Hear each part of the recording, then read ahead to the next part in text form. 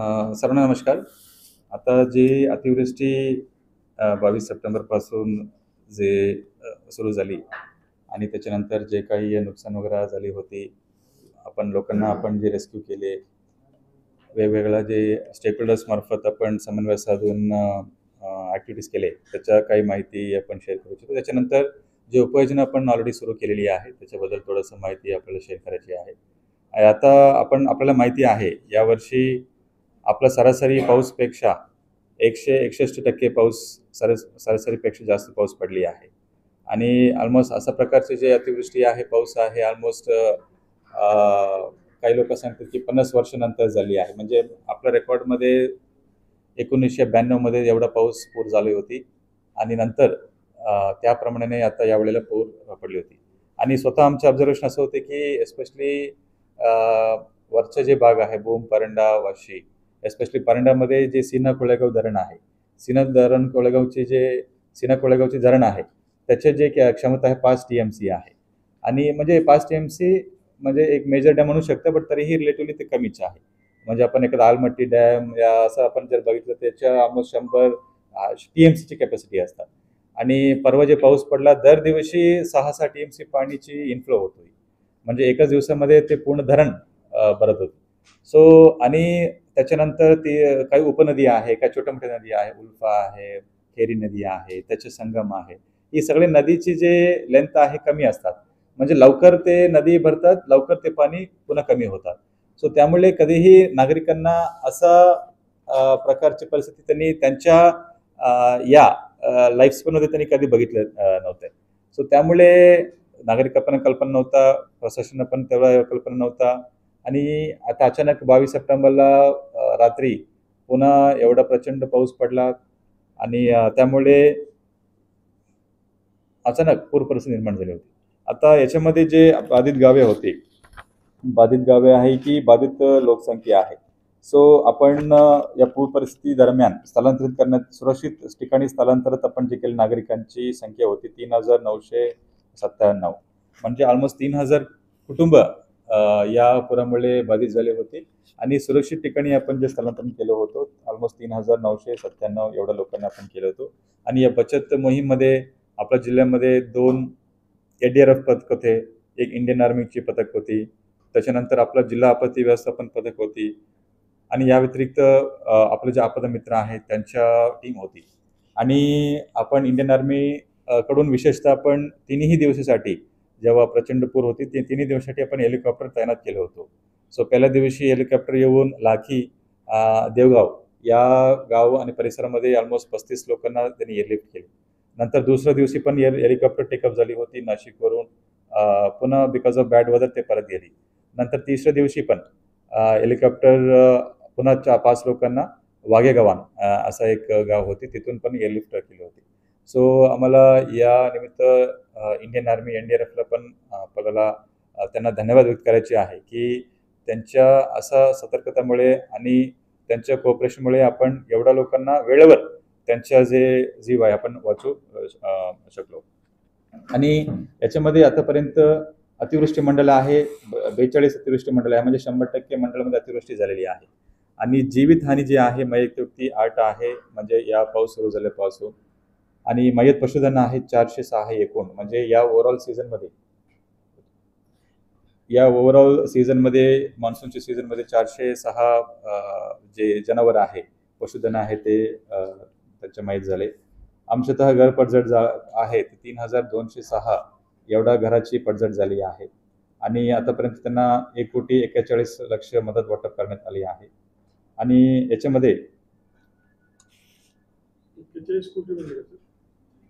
1,41,00,000 याच्यामध्ये 3,000 म्हणजे 3,149 जे कुटुंब आहे जे पुरामुळे बाधित झाली होती, त्यांच्या घरामध्ये पाणी शिरलं होतं, कपडा आणि भांडे नुकसान झाली होती. त्यांच्या पैकी 1,781 एवढ्या लोकांना आपण 10,000 जे तातडीने NDRF नॉर्म्स प्रमाणे 10,000, NDRF नॉर्म्स 5,000 होती, पुन्हा राज्य शासनाने रिवाइज करून 10,000 त्यांनी घोषित केले. सो हे 10,000ची जे तातडीची जी मदत आहे 1,781 कुटुंबांना आपण वाटप केले. अजून राहिलेले जे काही आहे आज आणि उद्यापर्यंत त्यांना तातडीने जे मदतची रक्कम आहे आपण ते वाटप करतोय. या व्यतिरिक्त आता जे आपल्याकडे बऱ्याच स्वयंसेवा संस्थाकडून पण आम्हाला ही जे मदत आहे, घरगुती जे किट्स आहे, रिलीफ किट्स आहे, ते आपल्याला पुरवण्यात येत आहे. याच्यामध्ये आता धाराशिवमध्ये बंडारवाडीला तेर गावामध्ये ज्ञान प्रबोधिनी संस्था आहे, त्यांनी 116 किट वाटप केले. पडोळीमध्ये पण विधी सेवा प्राधिकरणमार्फत 45 किट्स, बायफ संस्थेकडून 100 पशुपालकांना जनावरांसाठी खनिज मिश्राचे वाटप करणे, भूम, परंडा, वाशी या सगळे तालुक्यामध्ये अफेक्टेड गाव तालुक्यामध्ये NGOs कडून स्वयंसेविका संस्थांकडून जे वेगवेगळ्या किट्स आहे ते वाटप करण्यात आले आहे. आज पण कोल्हापूरवरून एक मोठा कंटिंजन्सी आले, त्याच्यामध्ये ऑलमोस्ट 3000 किट्स आपण आपल्या बाधित कुटुंबांना आपण वाटप करतो. या व्यतिरिक्त जे भौतिक सुविधा आहे याच्यामध्ये पायाभूत सुविधाची पण मोठ्या प्रमाणात नुकसान झाले आहे. ऑलमोस्ट जिल्ह्यामध्ये 221 कोटीची मालमत्ता आहे.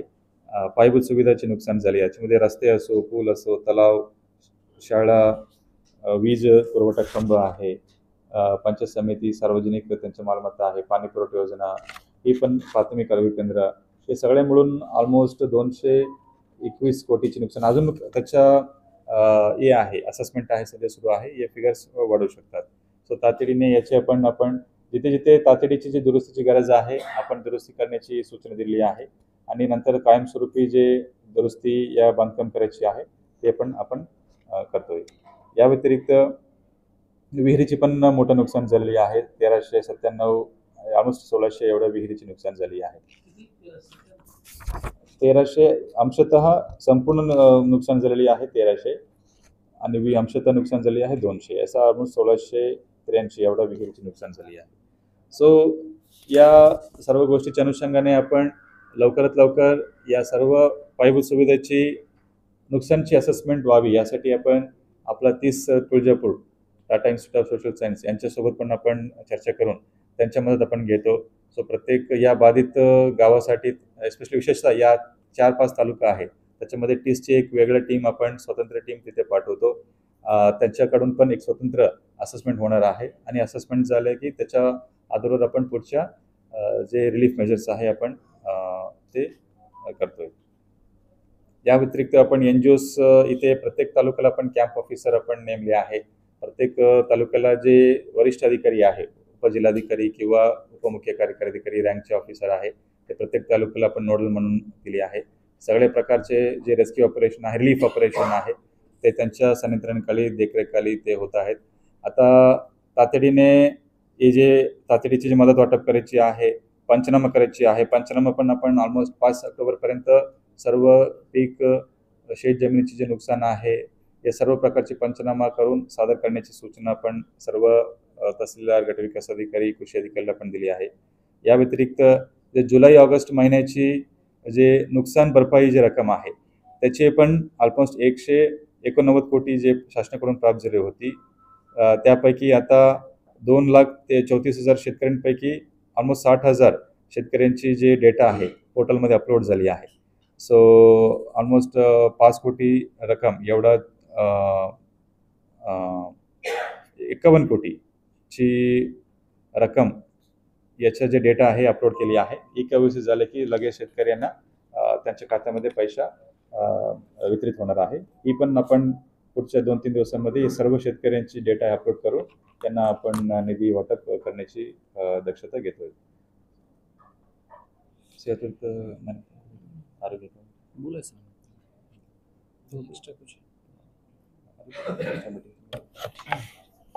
आणि याच्यामध्ये आरोग्य सेवा बाबतीत आपण ती उपयोजना बरेचसे त्याच्यामध्ये केलेली आहे. त्याच्यामध्ये पूर परिस्थितीमध्ये आपण आरोग्य पथक या ठिकाणी बनवलेलं आहे आणि त्याच्यामध्ये 2 महिला 2 पुरुष याची समावेश आहे दर पथकमध्ये. आणि धाराशिव जिल्ह्यातले एकूण 54 गावामध्ये पूर परिस्थिती आहे. त्याच्यामध्ये भूममध्ये 17 आणि परांड्यामध्ये 22 गाव आणि वाशीमध्ये 7 अशा प्रकारच्या त्याची समावेश आहे. आरोग्य संस्थाचे जे नुकसान झालेलं आहे ते परांडा तालुक्यातलं 3, भूम तालुक्यातलं 3 उपकेंद्र, वाशी तालुक्यातलं 3 उपकेंद्र आणि कळंब तालुक्यातलं 4 उपकेंद्र अशा प्रकारचे झालेलं आहे. संपर्क एकूण 9 उपकेंद्र आहे आणि संपर्क तुटलेली गाव जे आहे एकूण 44 गावामध्ये अतिवृष्टी झाल्यामुळे तात्पुरत्या स्वरूपाच्या संपर्क तुटलेला होता. त्याच्यापैकी पण परांडा तालुक्यातलं 17 गाव आहे, भूम तालुक्यातला 10 गावाचे समावेश आहे, वाशी तालुक्यातला 6 आणि कळंब तालुक्यातला 11 गावाचे समावेश आहे. साथरोग जे उद्रेक ते होण्याची पाणी बसल्यानंतर त्याची शक्यता होती. त्या परिस्थिती विचारात घेऊन आरोग्य संस्थामार्फत बरेचसे उपाययोजना आपण केलेली आहे. त्याच्यामध्ये पूरग्रस्त गावामध्ये जे दैनंदिन सर्वेक्षण ते सुद्धा चालू करण्यात आलेली आहे आणि कीटकजन्य आजाराचे 15 रुग्ण सद्यस्थितीत, 506 गरोदर माता, 1705 रक्तदाब रुग्ण, 1303 शुगर आणि 35 क्षयरोग रुग्ण ह्या आजारांचे रुग्ण शोधण्यात आलेले आहे आणि त्यांची उपचार सुद्धा या ठिकाणी चालू आहे.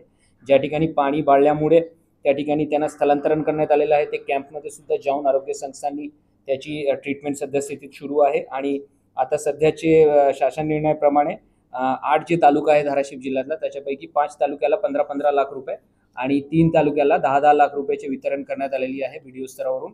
आणि त्यामध्ये त्यांची जे GR मध्ये जे बाबचे समावेश आहे ते उपाययोजना करण्यात आलेली आहे. आणि त्या व्यतिरिक्त जिल्ह्यामध्ये एकूण औषधीचे जे साठा आहे ते पुरेशा साठा जिल्ह्यामध्ये उपलब्ध आहे. आणि प्रत्येक THOला पण तसे सूचना देण्यात आलेली आहे की आपण आपल्या स्तरावरून त्याची उपाययोजना BDOंना इन्फॉर्म करून ते करण्यात यावी. आणि या व्यतिरिक्त आता प्रत्येक गावोगावी आम्ही आता एक डेट पण ठरवलेला आहे. 2 तारखेला ग्रामसभा आहे. ती ग्रामसभामध्ये निर्णय घेऊन एक डेटमध्ये पूर्ण धाराशिव जिल्ह्याचे पर तालुका पूर्ण स्वच्छता मोहीम ते प्रत्येक गावामध्ये राबवले जाणार आहे. आणि प्रत्येक गावामध्ये फवारणी, इतर जे केमिकल TCL आणि ते ॲबेट हे सगळे उपलब्ध करून देण्यासाठी निधी सुद्धा वितरित करण्यात आलेली आहे. आणि प्रत्येक घरोघरी यावेळेस आम्ही एक TCLचे बॉटल, प्रत्येक कुटुंबांना एक TCLची बॉटल दिले जाणार आहे, जेणेकरून ते त्यांचे स्वतःचे जे गाव आहे ते स्वच्छ करू शकतील. आणि पूर परिस्थितीचे जे डिटेल्ड अहवाल आपल्याला आम्ही या ठिकाणी देणार. आणि आम्ही काल भूम आणि परांडामध्ये आमचे सगळे विभाग प्रमुख आणि प्रांताधिकारी त्यांची उपस्थितीने प्रत्येक ग्रामसेवक, विस्तार अधिकारी, गटविकास अधिकारी आणि इतर सगळे विभागांचे कोऑर्डिनेशन मीटिंग सुद्धा ठेवलं गेलं होतं. प्रत्येक ग्रामसेवकाला त्या पद्धतीच्या सूचनाही दिल्या गेलेल्या आहेत.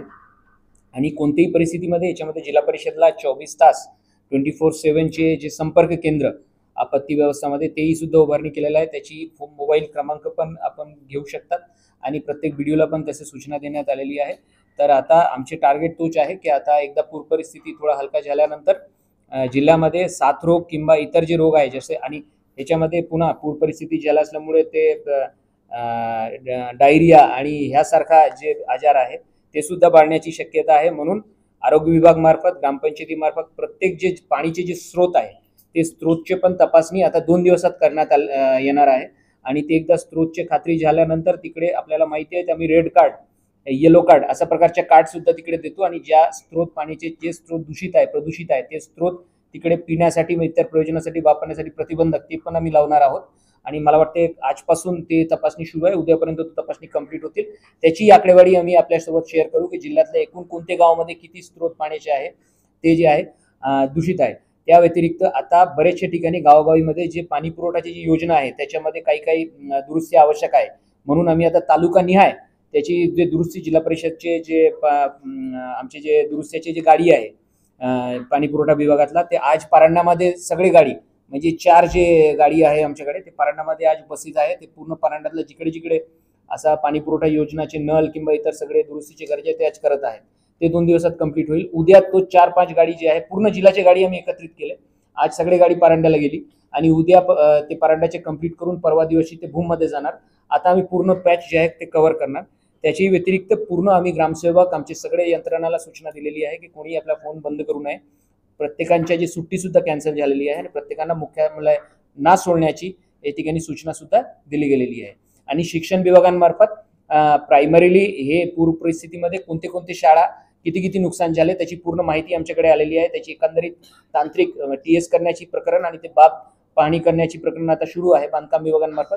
ते एकदा झाले की DPDC मध्ये त्याचीही प्रस्ताव आम्ही सादर करणार आणि लगेच त्याची दुरुस्ती आम्ही सुरू करणार. काही ठिकाणी शौचालय आणि काही ठिकाणी वर्गखोली सुद्धा पूर परिस्थितीमध्ये वाहून गेलेली आहे. त्याच्यामध्ये सुद्धा आमच्याकडे DPDC मधून त्यांना नवीन जे आहे त्याच्यामध्ये देणार. आणि बरेचशा ठिकाणी आपल्याला माहिती आहे ते न्यूजपेपरमध्ये पण आलेले होते की जे जेवणाचे जे पॅकेट आहे शाळेमध्ये जे आहार ते थोडा भिगलं होतं, त्याच्यामध्ये ते खराब झालेलं होतं आणि ते सगळे आम्ही विभागाला कळवलेले आहे. आज किंवा उद्या त्याची रिप्लेसमेंट ते शाळेमध्ये पोषण आहार ते येणार आहे. आज किंवा उद्या सद्यस्थितीत जिथपर्यंत ते पोषण आहार येत नाही तिथपर्यंत जे शाळा त्याची आजूबाजूच्या शाळांमधून ते पोषण किट थोडा व्यवस्था आम्ही केलेली आहे. आणि उद्या पण काल पण आम्ही 2-3 शाळा व्हिजिट केली, त्याच्यामध्ये आम्ही ते जेवण पण खाल्ले होते. ते आता सुव्यवस्थित प्रमाणे जेवण सुद्धा चालू आहे. मॅक्सिमम शाळा आता सुरू झालेल्या आहे. एखादा शाळा जिकडे पूर परिस्थिती खूप जास्त होती, बिल्डिंग तुटलेले आहे, त्यांना इतर ठिकाणी जसे आपल्याला माहिती आहे लसुना या गावामध्ये आमचे बिल्डिंग तुटले होती, त्याची 7 दिवस आधी 2 दिवस आधी आम्ही ती शाळा शिफ्ट केली होती मंदिरात. म्हणजे मोठा जे तिकडे एक दुर्दैवी घटना ते टाळला गेलेला आहे. आमचे प्रत्येक मुख्याध्यापक आणि गट शिक्षण अधिकारीला सूचनाही दिलेल्या आहे की एखाद्या शाळामध्ये जर गाड असेल तर ते 2 दिवसात क्लिअर करून ती शाळा सुरू करणार. एखादा शाळा जरी राहिले तरी आता जे आमचे उपक्रम होणार आहे प्रत्येक गावासाठी एक दिन स्वच्छतेसाठी, त्याच्यामध्ये तो शाळा आणि अंगणवाडी आणि PSC उपकेंद्र सगळे आम्ही क्लिअर करून घेणार आहोत. आणि वेळोवेळी जे काही सूचना येतील आमचे विभाग प्रमुख DHO साहेब ते पूर्ण नियोजन केलेलं आहे, त्यांच्या मार्फत आपल्याला ते सगळे माहिती उपलब्ध करून दिले जाणार आहे. आपल्याला काही सजेशन असेल ते सुद्धा या ठिकाणी वेलकम आहे. थँक्यू. जिल्हा परिषद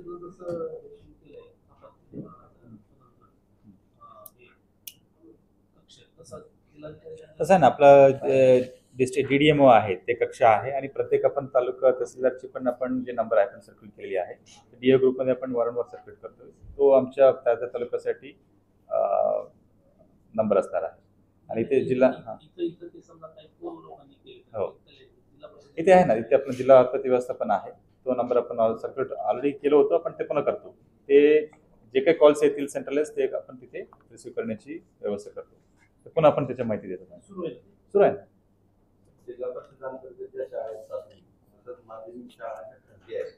खाजगी शाळेची पण परिस्थिती काही वेगळी नाही, कारण खाजगी शाळेवरती नियंत्रण असणार आहे का, त्यांची पाहणी कोणी त्याला ऑडिट वगैरे होणार आहे का, किंवा त्यांना काही त्याचं निरीक्षण वगैरे कोण करणार आहे का त्या बिल्डिंग बद्दल, कारण त्या धोकादायक इमारती 350 जवळपास आपल्याकडे आहेत प्रसिद्ध नाही. त्याच्यामध्ये काही खाजगी शाळेमध्ये ते माध्यमिक ह्याच्यामध्ये येतात, ते डायरेक्ट स्टेटवरून त्यांची नियंत्रण आहे. तरी आमचे शिक्षण विभागांच्या जे गट शिक्षण अधिकारी, केंद्र प्रमुख, विस्तार अधिकारी हे त्यांचे तालुका लेवलचे नियंत्रण अधिकारी आहे, त्यांच्याकडूनही आम्ही माहिती मागितलेली आहे. जी काही शाळांची तिकडे जे सोयीसुविधा आता बिघडलेले खचलेले असेल तसं माहिती प्राप्त झाला की लगेच आम्ही त्याची पर्याय व्यवस्था सुद्धा करणार आणि त्यांची माहिती पूर्ण शासनाकडे पोच करणार.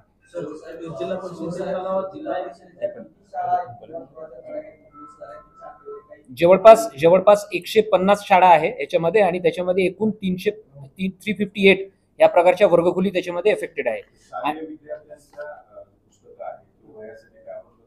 हो, शाळेय विद्यार्थ्यांचे काही पुस्तकं ते भिजलेले आहे आता पूर परिस्थितीमुळे, ते पुस्तकांची मागणी सुद्धा मी शासनाकडे केलेली आहे. आणि NGOs तलावाच्या तलावामध्ये एक तर आम्ही भेटी दिली होती ते इकडे, म्हणजे बरेचसे तलाव जे आहे ते तलावाचे जे म्हणजे एखादा तलाव फुटलेले आहे ते विभागांना सेसमधून जिकडे कमी खर्चामध्ये होतोय तिकडे सेसमधून करण्याची तलावानी बंधारे एकूण जे तलावानी एकूण जे आहे धाराशिवमध्ये 19 तलावाची नुकसान झालेली आहे आणि त्यासाठी एकूण 3 कोटी रुपये खर्च होण्याची शक्यता आहे. आणि विभागांना हे स्पष्ट सूचना आहे की जे काही तलाव थोडा किरकोळ दुरुस्ती आहे ते सेसमधून करून टाकायचे आणि जिकडे थोडा जास्त खर्च आहे ते DPDC मधून निधी मागणी करून आम्ही शासन स्तरावरून त्याची मागणी.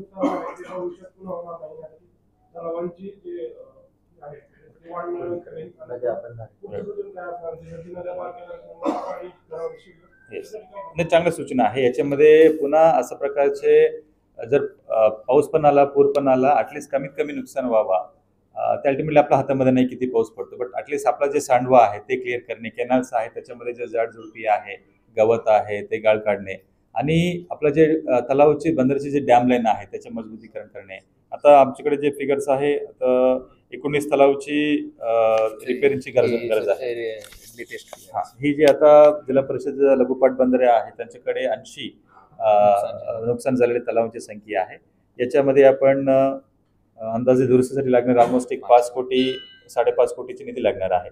याच्यामध्ये आपण त्याचे जे वेस्टवेअर आहे त्याची दुरुस्ती, सांडवाची दुरुस्ती हे सगळे आपण प्रक्रिया करतो.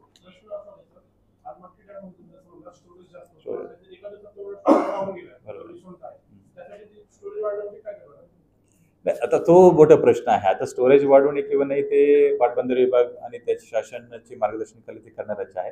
काय हे सगळे इंटरकनेक्टेड तलाव आहे. आपला सीना कोळेगाव याच्यावरचे पुन्हा जामखेड, नगर याच्या पाणी येणार आहे, त्याचं धरण आहे. सो ही मला वाटते एक कृष्णा खोऱ्या प्रकल्प आहे, ते ओव्हरऑल होलिस्टिक प्लॅन केली पाहिजे. तसं पाहिजे आम्ही इथून शिफारस आपण पाठवूया. बट असा एवढा आता ऑलमोस्ट कधीही एवढा डिस्चार्ज नव्हता. तेवढा डिस्चार्ज सीना कोळेगाव पीक डिस्चार्ज होती ऑलमोस्ट 150 या 175 क्युसेक्स पर्यंत गेली होती. म्हणजे आपण आता सध्या जसं क्युसेक्स आहे, आज अखेर क्युसेक्स आहे किती 20,000 असतील पाटबंधारे विभाग. हा, आता जे 20,000 क्युसेक्स आहे. परवा 22 सप्टेंबर 22-23 सप्टेंबरला 175 क्युसेक्स हा ना, 1,12,000 आणि पुन्हा उल्फा आणि 2 नदी मिळून ऑलमोस्ट 1,50,000 17,000 पर्यंत क्युसेक्स होती. म्हणजे नॉर्मल डिस्चार्जची 10 पटीपेक्षा जास्त डिस्चार्ज होती. तो ही अभूतपूर्व असं घटना आहे. पण तरी पाटबंधारे विभाग त्याच्या अनालिसिस स्टडी करून शासनाला शिफारस करतो. रस्ते आणि पूल एकूण किती वाहून गेलेले आहेत सध्या? हे आहे ना, ही माहिती आम्ही तुमच्याकडे यादी देतो. रस्ता जे सगळे प्रकारचे स्पेशली PWD 221 जे रस्ते आहे आणि पूल 146 आहे, छोटे मोठे पूल आहे. तर आता पाणी बऱ्यापैकी पोहोचलेलं आहे आणि काही सांगण्यामध्ये किंवा काही पुलातून पाणी वाहत असताना काही फोटोग्राफी किंवा काही धोकादायक व्हिडिओ बाहेर येतात. त्या प्रकरणी आपण काही नाही, मला वाटतं आता सगळीकडे पाणी थोडंसं ओसरले आहे, कमी झाली आहे आणि पुलं मला वाटते सगळे वाहतुकी आहे ते पुन्हा सुरू झालेली आहे. जे गाव अंतर्गत रस्ते आहे पुला नाही, ठीक आपण नागरिकांना हे आवाहन करतो की तिथे सुरक्षित राहा, तिथे आपण कृपया जाऊ नये. जर अनकेस असा धोकादायक पूल असतील, पाणी वाहून जात असतील, जे PWD ऑलरेडी PWD जिल्हा परिषद त्या रस्ता वाहतुकीसाठी बंद म्हणून ते बॅनर लावून नागरिकांना सतर्कताची इशारा दिलेली आहे. आम्ही नागरिकांना आवाहन पण तसं करतो की असं आपण करू नये. सर, तुम्ही शेतकऱ्यांना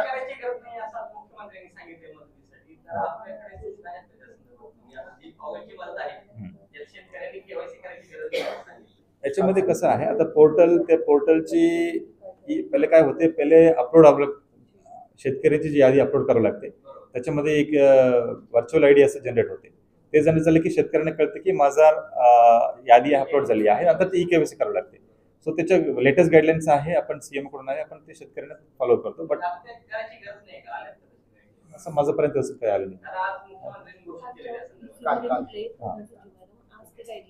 आज गाईडलाईन्स देतील, लेखी गाईडलाईन्स देतील, तर आपण सगळे तंतोतंत हे करूया, पाठवूया. सर, तुम्ही शेतकऱ्यांना अन्नधान्याच्या किट दिल्या. हो, येस आहे. ही पण चांगलं बऱ्याच गावामध्ये व्हिजिटमध्ये आम्हाला नागरिकांकडून ही मागणी आहे पुलांची जे उंची वाढवण्यासाठी. परवा आम्ही DCM सरांसोबत आपण गेलो होतो. तिथे साडेसांगवी आहे, तिथे ऑलरेडी आमचे एस्टिमेट पण तयार आहे, आपण आता त्याच्या मंजुरी देतो. नंतर इथे आम्ही परवा तुळजापूरमध्ये 2-3 गावामध्ये व्हिजिट केलो होतो, जिथे इथे आपला लहान पूल आहे त्याच्या उंची वाढवण्याची प्रस्ताव आहे. आपण ते प्राधान्य ते आपण मंजुरी करतो. पंचनाम्याची स्थिती काय आहे? पूर स्थिती ओलांडल्यानंतर आता ती काय ओसरतोय पूर, त्याच्यानंतर पुन्हा पंचनाम्याचे काही पंचनामे चालू आहेत? आता पंचनामे कसं आहे, आता या 22 सप्टेंबर पूर्वी ऑलरेडी 90% 95% मंडळ सगळे कव्हर झाली होती.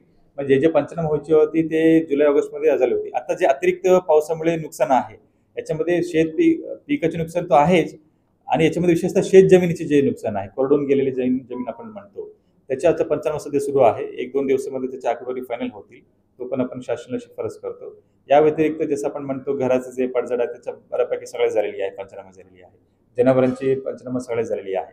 1-2 उद्या परवापर्यंत आपण शासनाला त्या अहवाल पाठवतो. पंचनाम्याचा जो नियम आहे 3 फुटाच्या खाली वगैरे, त्याच्यासाठी शेतकऱ्यांसाठी काय धोका निर्माण काय नवीन नियम जे आहेत 3 फुटाच्या खाली जमीन पडून हा, तर त्यासाठी काय त्याच्यामध्ये जे टॉप सॉईल आहे, नियम आता NDRF SDRF नियम स्पष्ट आहे. जिथे टॉप सॉईल आहे, वरचे जे आहे ते एकदम खरडून गेलेली आहे, वाहून गेलेली आहे, त्याचे आपण आणि नदी स्पेशली नदीकाठचे जे गाव आहे, शेती आहे, ते आपण करतोय. कोल्हापूर सांगलीला पूर आलता त्यावेळेस NDRFच्या 4 पट रक्कम दिली होती सर. तशी काही शेतकऱ्याला रक्कम मिळेल काही आपल्या जिल्ह्यात? नेतो तो शासन स्तरावरची पॉलिसी डिसिजन आहे. बट ऑलरेडी शासनाने NDRFची 5,000ची दुप्पट ऑलरेडी त्यांनी GR 2024 मध्ये काढलं होतं. त्याप्रमाणे निधी पण वाटप पण झाले. आता आपण त्यांच्याकडे आपला डेटा आहे, आपण शासनाला पाठवतो. जेव्हा निर्णय होतील ते पूर्ण जिल्हा राज्यासाठी निर्णय होतील तेव्हा आपण करूया. सर, शेतकऱ्यांची पिके वाहून गेली, त्यांना पुनर्पेरणीसाठी तुम्ही खते बी बियाणे काय देणार आहे? नाही, याच्यासाठी आता शासनाकडून असं काही अनाउन्समेंट झालं नाहीये. बट जर अनाउन्समेंट झालं तर आपण नक्की आपण शेतकऱ्यांना ते मदत देऊया. धाराशिव जो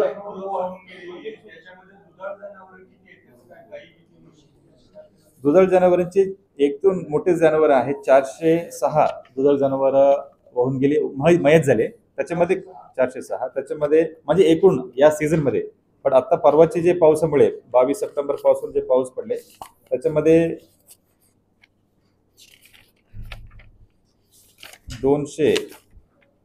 285 एवढा जनावरांची मृत्यू झाले. याच्यामध्ये लहान दुधाळ जनावरे 94 आहे, ओडाकाम आहेत 23 आहे आणि बाकी सगळे मोठी दुधाळ जनावर आहेत 285 आहे. हे जे शेळी आहे गोट मिल्क आहे. सर, धाराशिव जिल्ह्यामध्ये मोठ्या प्रमाणात पवन ऊर्जा प्रकल्प आहेत, सौर ऊर्जा प्रकल्प आहे, रेल्वे मार्गाचं काम सुरू आहे आणि तसेच पीक विमा कंपनी जी आहे त्या कंपन्यांना हजारो कोटीचा फायदा झाला.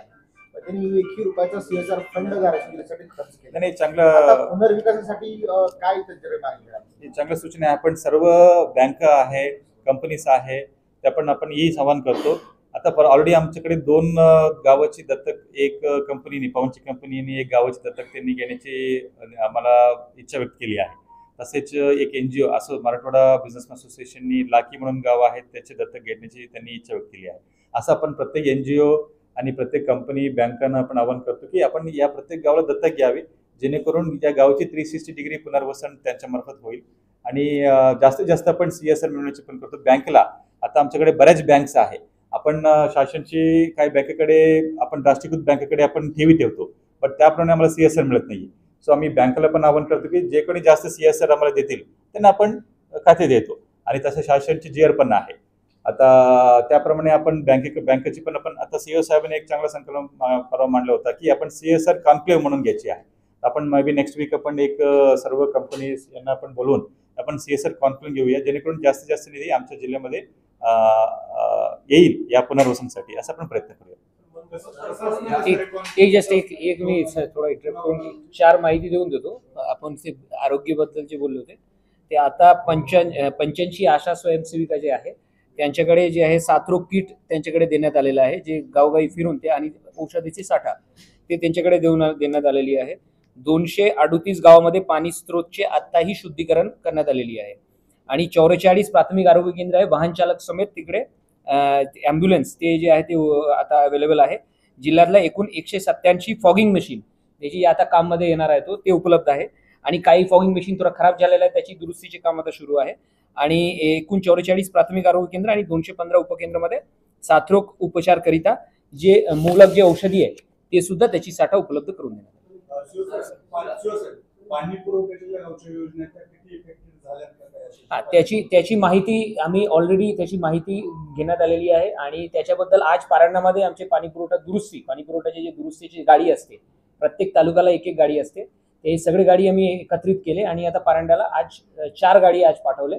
ते सगळे 2 दिवस पूर्ण दुरुस्त्या करतील आणि त्याच्यानंतर पारंड्यावरून भूम आणि अशा प्रकारच्या दुरुस्त्याचे काम चालू आहे. पांढरेवाडीच्या लोकांचं मत असं आहे की कायमस्वरूपी आमचं पुनर्वसन व्हावं. भूम तालुक्यातील पांढरेवाडी त्याच्यामध्ये आता परवा जवळच त्यांचं गाव असल्यामुळे नेहमीच ते हे होतं. परवाच्या पांढरेवाडी संदर्भात आम्हाला माहिती मिळाली. जिल्ह्यामध्ये 2-3 असं गावाकडून मागणी आहे की तिथे त्यांच्या कायमस्वरूपी पुनर्वसन व्हावी. बट यासाठी आपल्याला ते पंचायत समिती, जिल्हा परिषद, बाकी 2-3 विभागाकडून आपण त्याच्या एक समिती फॉर्म करून त्याच्या आपण हे करूया, अहवाल घेऊया आणि गरज असतील खरं नितांत गरज असतील तर आपण पर्याय जमीन कुठे उपलब्ध आहे ते सगळं आपल्याला बघितलं पाहिजे. सो हे सगळे कारवाई करून आपण पुढचे निर्णय आपण घेऊया. जिल्हा प्रशासन अतिशय चांगलं करते. जिल्हा प्रशासन विषय असा आहे की 5,000ची जी तातडीची मदत राज्य सरकारनं घोषित केली आहे. घरांची पडझड असेल किंवा शेतातले पंचनामे केले तातडीची मदत देणार. दुसरा विषय अन्नधान्याच्या किट देणं.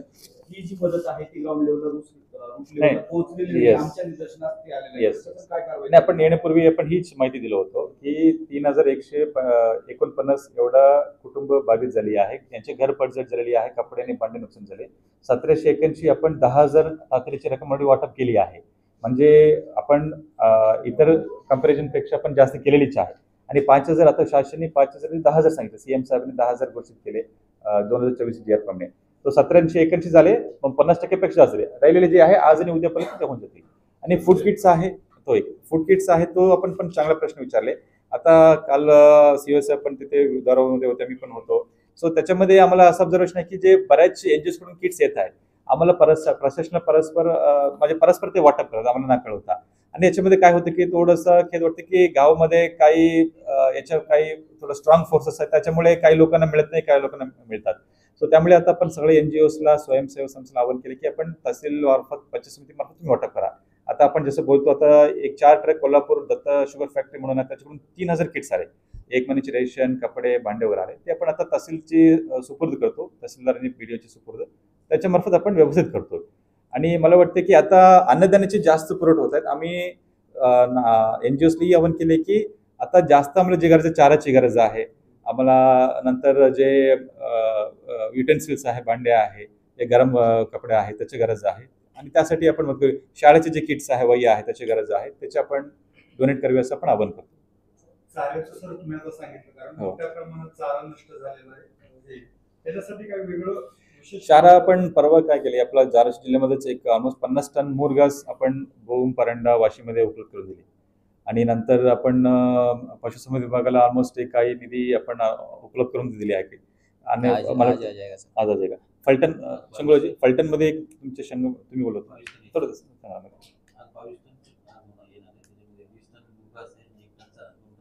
ही जे चारा जे आता रिसिव्ह होणार आहे, त्याच्यासाठी जिल्हाधिकारी महोदयांनी असं ठरवलं की आम्ही टंचाई काळात जसे केले होते की चारा प्रत्येक तालुक्यात कुठे कुठे ठराविक जगामध्ये चारा मोफत उपलब्ध आहे, ती आम्ही प्रसिद्धी केली होती. तशा प्रकारच्या यावेळेस सुद्धा कुठे कुठे मोफत चारा उपलब्ध. तात्काळ मदतीप्रमाणे आताच्या मुरघासचा चारा बनतो, सोयाबीनचा पिकातला जो चारा आहे दुष्काळ हे मोठ्या प्रमाणात होतं आणि सोयाबीनच नष्ट झालं. भविष्यात तो मोठा धोका आहे. चाऱ्याची टंचाई आपण काय केले, आता चांगल्या सूचना आहे, सगळीकडे चाराची थोडं तुटवडा आहे. बट जिथे सोयाबीनची हे नसते, आपण ऊसाची जे आहे, पाण्या आहे, त्याच्यातून पण आपण चारा तात्पुरता उपलब्ध करून देऊ शकतो. आणि अजून इतर जिल्ह्यामधून पण आपण एनजीओसला आपण होलसेल सप्लायला पण रिक्वेस्ट करतोय. आणि जिथे ते आमच्या शासकीय जमीन आहे, जिथे चारा उपलब्ध आहे, आपण मोफत शेतकरी उपलब्ध करून देतो. तसं पण आपण एक परिपत्रक काढतो, त्याची माहिती आपण पशुसंवर्धन विभागाकडून उपलब्ध करून देऊन डीआय मार्फत प्रसिद्धी करतो. तसं पूर आल्यानंतर हो हो नाही, आता तोच आम्ही आता प्रश्न विचारला गेला नाही. आता आज गाईडलाईन्स येणार आहे, आज गाईडलाईन्स आले की आपण वाटप करतो. आता 2,34,000 शेतकऱ्यांपैकी 60,000 शेतकऱ्यांची डेटा अपलोड झाली आहे. आता त्याच्या व्हर्च्युअलिटी जनरेट होणार आहे. राहिलेले जे शेतकरी आहे, आज आणि उद्यापर्यंत त्यांच्या डेटा अपलोड होईल. म्हणजे जेणेकरून आता सण उत्सवामध्ये जेवढं जल्दी होऊ शकेल तेवढं लवकर त्यांना निधी मिळतील. आणि ही केवीस नाही, आता गाईडलाईन्स येतील, आता गाईडलाईन्स येतील मदत पुनर्वसन कडून, ते आपण शेअर करतो.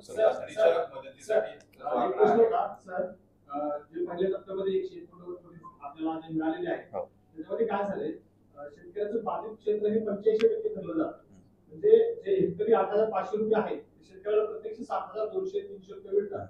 तर हे 100% बाधित बरोबर आहे ना. ही प्रश्न याच्या सविस्तर चर्चा याच्या पूर्वी झाली होती. आता 2 हेक्टरची कोटा आहे, लिमिट आहे. आता यापूर्वी जेवढं काही नुकसान झाले या क्षेत्रात 2 हेक्टर आणि तो वगळून राहिलेले जे आहे आपण यावेळेला पण घेतो. म्हणजे आता एखाद्या शेतकऱ्यांची सुरुवातीला 1 हेक्टर झाले असेल, आता अजून 1 हेक्टर त्यावेळेची आणि यावेळेला तो दोन्ही पण घेतो, तसं सूचना पण दिलेली आहे. फक्त 1 हेक्टर क्रॉस करता येणे सध्याचे जे नॉर्म्स प्रमाणे.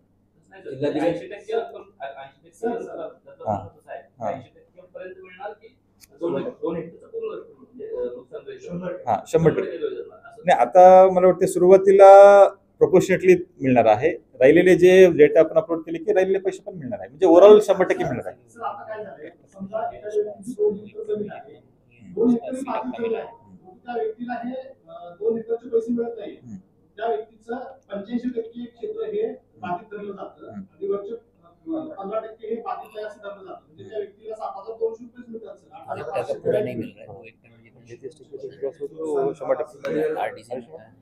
असं आहे ना, 33% जास्त तर मिळणार ना. 33% जास्त नुकसान आहे, त्यांना 100% मिळणारच आहे. तोच नियम आहे.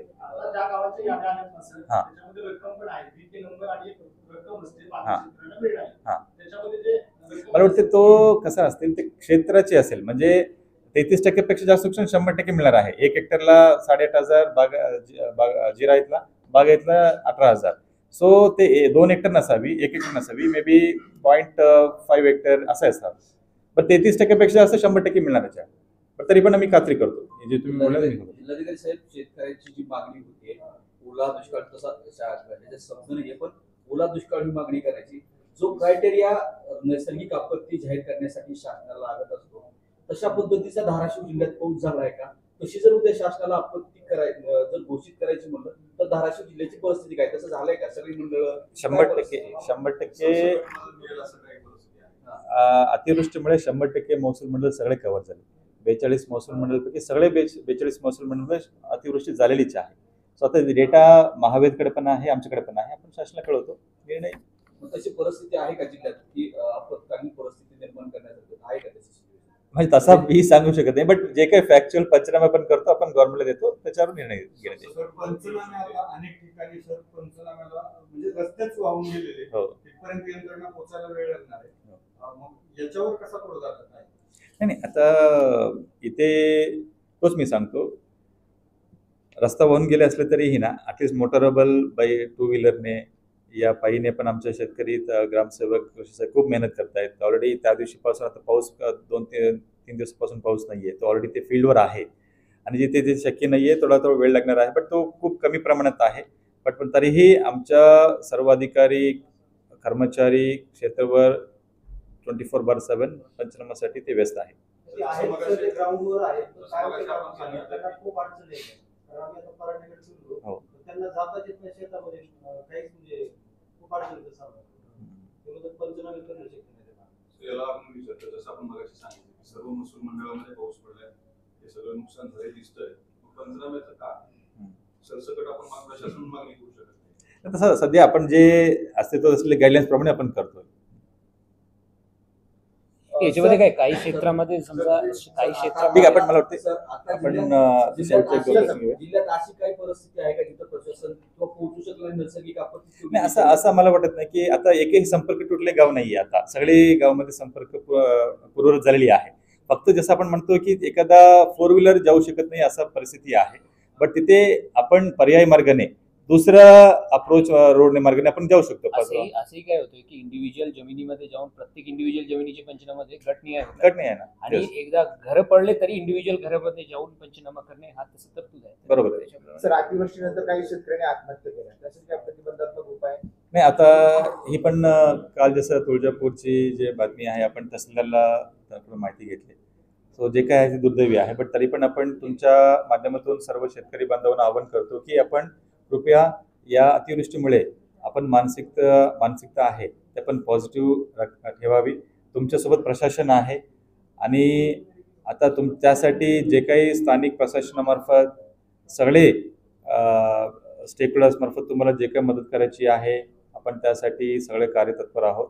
सो प्रशासन तुमच्यासोबत आहेत. कृपया आपण अशा प्रकारचे निर्णय घेऊ नये असं आपण शेतकरी बांधवांना आवाहन करतो. आपल्याकडे आहे संस्थांकडून मुख्यमंत्री सहाय्यता दिलाय, कृषी निधी दिला गेलाय, तसं जिल्ह्यातील शेतकऱ्यांना काय मदत मिळणार आहे का? हा, ही आपण ऑलरेडी त्या दिवशी प्रस्तावात आपण सांगितले आहे की आपण 1 कोटी तातडीने मुख्यमंत्री सहायता निधीला आपण दिलेली आहे. या व्यतिरिक्त जे बाधित कुटुंब आहे त्यांच्या कशा त्यांना मदत करायची आहे त्यासाठी पण मंदिर संस्थान सकारात्मक विचारणा ऑलरेडी मांडली आहे आणि याच्या पूर्वी पण मांडले गेले होते. फक्त आमच्याकडे डेटा आली नाहीये. डेटा आले की आपण याच्यावर आपण सकारात्मक निर्णय घेऊन मदत करूया. नाही, सगळ्या नाही विश्वास समितीचे म्हणजे अल्टिमेटली संस्थांचे निर्णय आहे ते. नाही, डेटा तर अल्टिमेट फायनल झाली पाहिजे ना. यासाठी आम्ही त्यासाठी ना आपण 30च्या माध्यमातून ना काय आहे की प्रशासनाकडून जे माहिती येतात तो पण आम्ही ऑफिशियल माहितीची आहे, बट एक स्वतंत्र असेसमेंट आपण 30 मार्फत आपण काय करतो, एस्पेशली सोशिओ इकॉनॉमिक काय नुकसान झाली आहे, लाईव्हलीहूड संदर्भात काही एखाद्या कुटुंबाचे नुकसान झाले आहे का त्याच्यावर आमचं जास्त लक्ष असणार आहे. सो ते पण आपण डेटा सगळे कोरिलेट करून आपण मदत करू आणि हे निर्णय आहे. आगामी काळामध्ये तुळजाभवानी मंदिर संस्थांची काही मदत करणार आहे तर विश्वासाची परवानगी आहे का किंवा बैठक झाली आहे का, तो निर्णय आपण स्वतः घेतला? नाही, आपण ओव्हरऑल मंदिर संस्थान म्हणून पूर्ण विश्वस्त समिती संस्थान म्हणून आपण निर्णय घेतले आहे एकमताने. निर्णय तुमचा असतो आणि विश्वस्त कळतात तुम्हाला विचार नाही, हे सगळे एकमताने सर्वानुमताने आपण ठरवून ते नाही, पंचनामाची आपण आता 5 ऑक्टोबर पर्यंत आपण पूर्ण करण्याची सूचना दिली आहे. 5 ऑक्टोबर पर्यंत माहिती येते आली की आपण 50% पर्यंत झाले. सहाय्यता निधीमध्ये मला वाटतं आपण किती निधी आला? शेवटचे 1-2 प्रश्न घेऊया. सहाय्यता निधीमध्ये किती निधी आला? किती लोकांनी दिले? नाही, ते आपल्याला सगळे घटकाकडून चांगला प्रतिसाद मिळाली आहे. काल आपण परवा जनता बँकेने 10 लाख दिले आणि आता वेगवेगळे जे NGOs आहे, संस्था आहे, ते पण देत आहेत आम्हाला. ते सगळे आपण एकत्रित त्याची पण तुम्हाला माहिती देतो आणि आपण CM रिलीफ फंडला पण पाठवतो. शासन गेलेल्या जे निधीचा किती आकडा आहे त्यामुळे किती कारण नुकसान झाले त्यामुळे पुरावे असेल काही त्यामुळे किती नुकसान झालं? ते आता सध्या माहिती कंपेल होत आहेत. ते मिळाले की अंतिम आकडेवारी पण तुम्हाला कळवतो. तातडीच्या मदतीची मगाशी आपण आकडेवारी समथिंग 3000 सांगितली, ती अंतिम आहे का ती प्राथमिक? नाही, अंतिम आहे ना. आता 3149 पैकी 1781 वाटप झाली आहे. कुटुंबांना 10,000. अजून जे राहिलेली आहे आज आणि उद्यापर्यंत होती काय आहे आपल्याकडे, आपण एकदा चेकने आपण वाटप करत होतो. आता चेकची सगळे एवढा मोठ्या प्रमाणात लीफ आपला चेक लीफ पण नव्हता, तर त्या 3-4 दिवस लागणार. त्यामुळे आपण NEFT बँक अकाउंट डिटेल्स करून आपण ट्रान्सफर करतो. ज्या प्रकारे बाधित गावांची संख्या हे बघ सगळं बघतात किंवा निसर्गाचा प्रकोप बघतात, ती आकडेवारी कुठेतरी कमी असते. नाही, ही आपण व्यवस्थित ही तुम्ही चांगला प्रश्न विचारले. आपण प्रत्येक गावनिहाय जे बाधित कुटुंबाची संख्या आहे, गरपडझड झालेली आहे, ते आपण सरपंचांना, ग्रामसेवक, त्या जिल्ह्याची व्हॉट्सअप ग्रुपला, गाव चौकीवर आपण फ्लॅश करतो. एकदम पारदर्शक पद्धतीने आपण ते करतोय. जर कोणाचं राहून गेलं असेल तर आताही ते तलाठी आणि आपल्या ग्रामसेवकांना ते दाखवू शकतात. ते दाखवून त्यांच्या राहून गेलं असेल तो आपण खात्री करून ते समावेश करतो. एकदम याच्यामध्ये एकही कुटुंब वंचित राहणार नाही असं पण सूचना दिलेली आहे. सर, ग्रामपंचायतीला उद्या ग्रामसभा आहे त्यामध्ये वाचन होणार का नुकसानीचं? नाही, आता नुकसानी तोच मी सांगतो. आता नुकसान वेगवेगळ्या प्रकारचे नुकसान आहे. जे काही आता वैयक्तिक लाभार्थी आणि वैयक्तिक कुटुंबाचे नुकसान आहे ते वाचन होणार आहे. बाकी सार्वजनिक मालमत्तेची आहे, जे रेडी आहे ते वाचन होणार आहे. ते अजून नाहीये, ते आपण अजून एकदा आपण करू. याशिवाय सुद्धा प्रत्येक ग्रामसेवकाला गावामध्ये काय काय एकंदरीत काय नुकसान झाली ते समजा ते GR मध्ये तशी आहे किंवा नसेल त्याची पूर्ण माहिती गोळा करून ते पाठवण्यासाठी ऑलरेडी सांगितलं गेलेलं आहे. शिवसाहेबांनी मग सांगितलं की प्रत्येक ग्रामस्तरावरती आम्ही स्वच्छता मोहीम राबवणार आहे. शहराची परिस्थिती त्याच्यापेक्षा बिकट आहे. त्यासाठी कोण नाही, आहे का नगरपालिका? बरोबर आहे. नाही, शहराची माहिती आम्ही तुम्हाला शेअर करतो. पण शहराची परिस्थिती मध्ये याच्याबद्दल पण सर्व मुख्य अधिकाऱ्यांची परवा पण आम्ही VC घेतलं होतो. सर्व मुख्य अधिकारी त्यांचे टीम सगळे अलर्ट आहे. जिथे ते वॉटर लॉगिंग आहे ते पाणी त्याच्या निष्कासित करणे, त्याच्या निपटारा करणे, पंपिंग करणे, जे फॉगिंग अबेटिंग आहे, नंतर या व्यतिरिक्त जे वॉटरबोर्न डिसीज आहे, वेक्टरबोर्न डिसीज, त्याच्यावर नियंत्रण करणे, ते सगळे आपण DHO सिव्हिल सर्जन यांच्या मदतीने आपण करतो. चार दिवसापूर्वी त्या नगरपालिकेसमोर पाईपलाईन फुटलेली आहे, अजूनही पाणी वाहत आहे, कुणाचं लक्ष नाही. नेमकं नगरपालिकेसमोरला ही घटना इथे धाराशिव नगरपालिका मध्ये सर्व अधिकारी कर्मचारी काय जात होते.